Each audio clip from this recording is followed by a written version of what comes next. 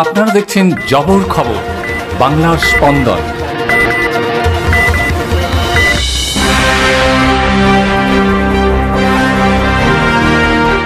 বিক্রির আগেই পুলিশের জালে এক অস্ত্র বিক্রেতা। ধৃতের কাছ থেকে উদ্ধার হয়েছে একটি ওয়ান শাটার পাইপ গান ও 3 রাউন্ড তাজা কার্তুজ।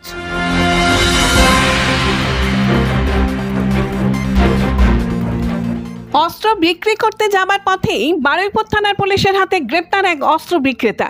বারুইপুরের বেতবেড়িয়া থেকে তাকে ধরা হয়। পুলিশ জানিয়েছে ধৃতের নাম মোহাম্মদ জাহাঙ্গীর, বাড়ি মল্লিকপুর এলাকায়, কিন্তু সে এখন থাকে পার্ক সার্কাসে। ধৃতের কাছ থেকে পাওয়া গেছে একটি ওয়ান শাটার পাইপ গান ও 3টি তাজা কার্তুজ। ধৃতকে জেরা করে পুলিশ জানতে পারে সে একটি বন্দুক 6 থেকে 7,000 টাকায় বিক্রি করে। অভিযুক্ত যুবক ট্রেনে করে বেতবেড়িয়ায় আসে বলে পুলিশ জানতে পারে। তবে কি করে রেল পুলিশের নিরাপত্তা এড়িয়ে ট্রেনে চেপে বন্দুক নিয়ে এলো তা নিয়ে উঠছে প্রশ্ন।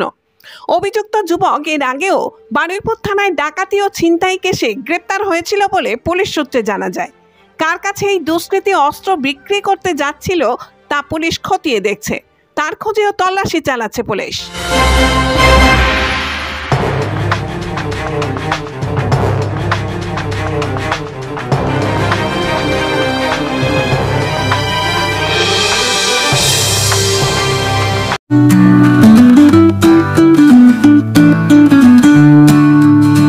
সপ্তাহের প্রতিদিন চোখের ডাক্তার মানে জয়নগর রথ কালার আইশেফ আইশেফ আইশেফ।